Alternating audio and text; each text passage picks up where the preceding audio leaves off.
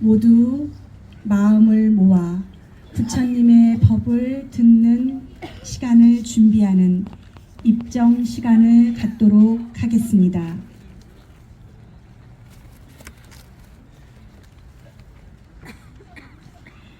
죽비는 덕원 주지스님께서 해주시도록 하겠습니다. 죽비 대신 목탁으로 대신하도록 하겠습니다. 모두 목탁 3성에 맞춰 입정하도록 하겠습니다.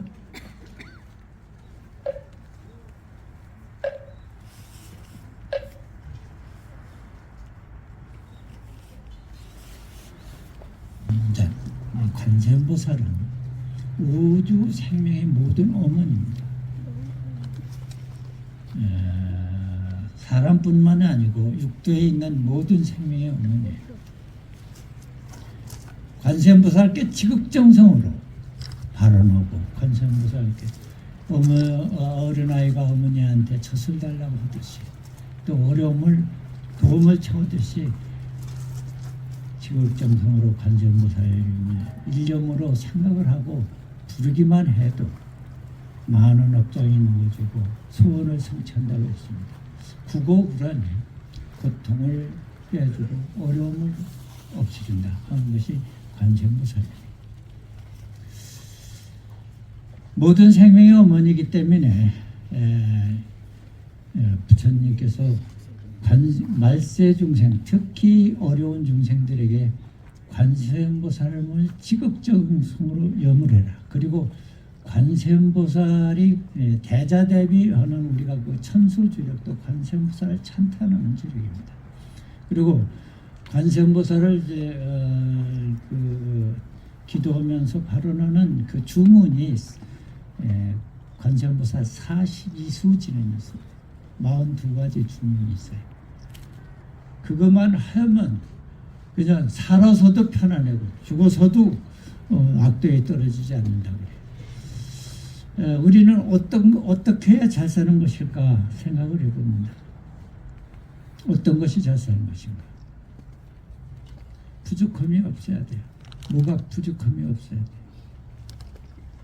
그리고 원한과 괴로움이 없어야 돼요. 미움과 증오가 없어야 돼요.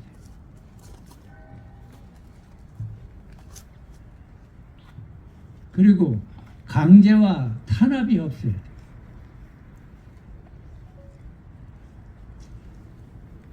또 잘 사는 것은 병들지 아니하고 건강하게 하는 것이 잘 사는 거예요. 그러나 우리는 시각각으로 몰려드는 모든 그 난관에 봉착하게 됩니다.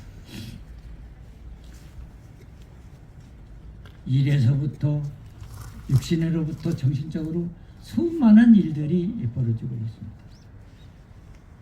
여기에서 자유스러울 사람은 아무도 없습니다. 그래서 관세음보살은 그런 수많은 괴로움과 어려움에 처한 중생들에게 가피를 내려주시는 분이 관세음보살입니다. 그런데 오늘 관세음보살을 우리가 모셔놓고 관세음보살 기도하는 방법에 대해서 정진하는 방법에 대해서 말씀을 드리고자 합니다. 어떻게 해야 관세음보살님의 진정한 가피를 입을 수가 있고 그 공덕을 가지고 내가 편안하게 일생을 살 수 있고 그 공덕으로 모든 사람에게 도움을 주고 기쁨을 주고 희망을 줄 수 있는가에 대해서 그 관세음보살 정진에 대한 말씀을 드리고 있습니다. 우리가 기도하고 정진하기 전에 우선 자기 자신의 마음 정리 못해야 돼. 우리가 곡식을 심을 때, 논에나 밭에 곡식을 심을 때 그 논을 골루해야 돼. 그 논을 깨끗이, 밭을 깨끗이 골라서 뿌리는 뽑아내버리고 돌은 주워내고 물은 대고 적당해야 돼. 그러듯이 우리가 공부하기 전에 마음 정리를 좀 해야 돼. 그리고 위해서는 첫째, 강한 신심을 가져야 돼. 강한 의지를 가져야 돼. 작심삼일하면 안 됩니다. 많은 사람들이 무슨 일을 할 때 사회 사람들 마찬가지예요. 나는 공부를 해야겠다 해놓고 3일도 안 가서 변해버리면 안 돼. 무슨 일을 해야 되겠다고 해놓아서 강한 의지를 가지지 않으면, 강한 의지야말로, 강한 용기야말로 만난을 극복하는 주축입니다. 그리고 해서 첫째, 강한 의지를 가져야 된다. 두 번째로, 강한 마음만 가지고서는 안 돼. 바래야, 정심을 가져야 된다. 바른 마음 가져야 돼. 마음속에 삿된 것이 가지고 있으면 안 돼. 마음이 끔끔하다든가 어둡다든가 더럽다든가 아니면 사치스럽다든가 삿되다든가 그런 마음을 가지면 안 돼. 바른 마음을 가져야 돼. 정심이 중요해. 그래서 옛날 사람들은 사무사라 그래. 마음에 삿된 것이 없어야 된다. 세 번째는 자비심을 가져야 돼.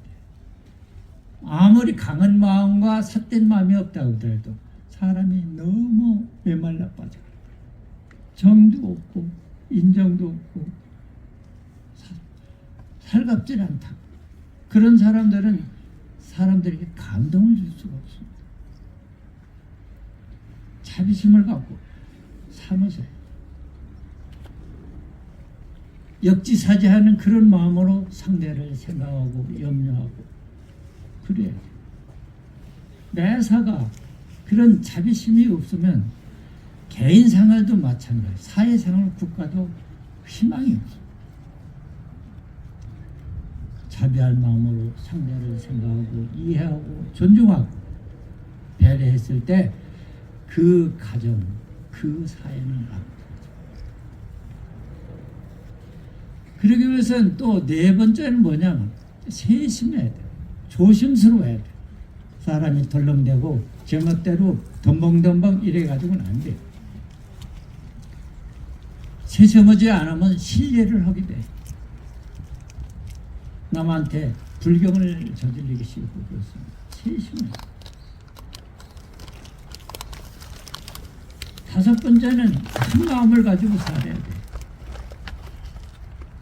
특히 민주주의 국가에서 가장 소중한 것이 상대를 생각하는 것.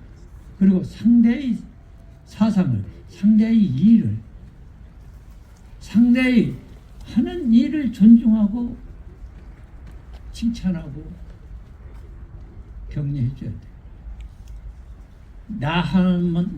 나만 좋으면 된다 이런 식으로 하면 안 돼. 특히 우리는 다종교 시대에 살고 있습니다. 기독교, 천주교, 불교, 이슬람교 많은 신앙이 존재하고 있습니다. 그 신앙 가진 자들 모습들이 다른 종교를 무시하고 하시하고 배척한다고 하면 그거는 전쟁만 일어나고 갈등만 일어나도 안 돼. 남의 종교도 소중해. 내 종교가 소중하면 남의 종교 소중해. 내 부모가 소중한데 남의 부모를 소중하게 여기지 않으면 안 돼. 그래서 대심이라는 것은 특히 민주주의 국가에서 가장 소중한 게 큰 마음. 역지사지하는 그런 마음을 갖지 않으면 안 돼. 그게 큰 마음. 그 마지막으로 일심이라 돼. 정말 한 마음으로 가야 돼. 일심불란하면 한 마음이 어지럽지 않으면 만사를 다 성취할 수가 있다. 그래서 특히 불교에서 이 일심이라는 것은 참으로 소중합니다.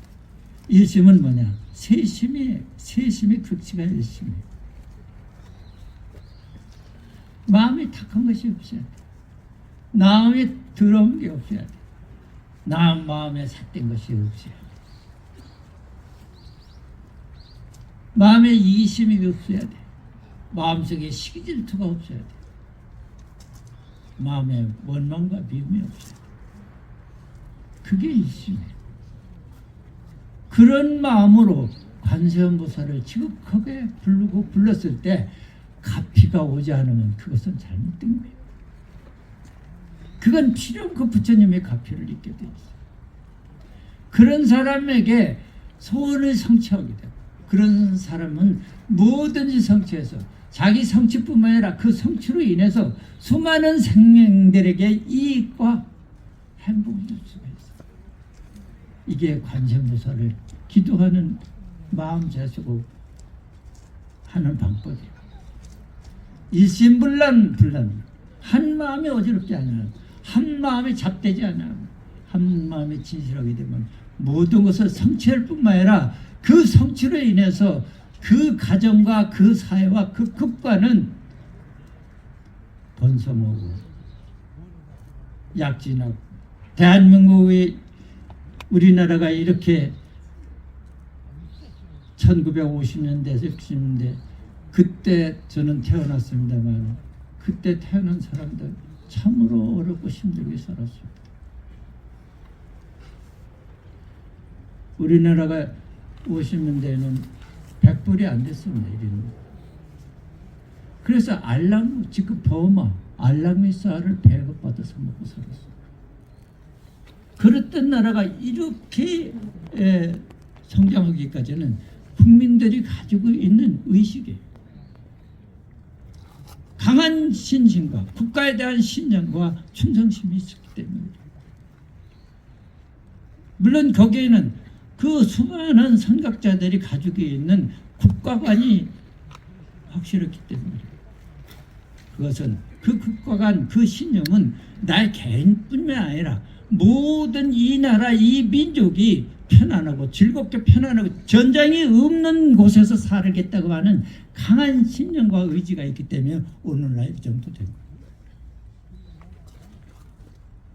저는 이 자리에서 관세음보살님의 그 원력을 우리가 받아서 나 자신도 행복하고 남을 행복하기 위해서는 진정한 수도자로 이 시간을 갖고 앞으로도 이 홍성군뿐만 아니라 수많은 사람들이 여기 오셔서 세심을 하고 관세음보살님 가피에 의해서 모든 분이 행복하기를 진심으로 기원해 마지 않습니다. 이상입니다.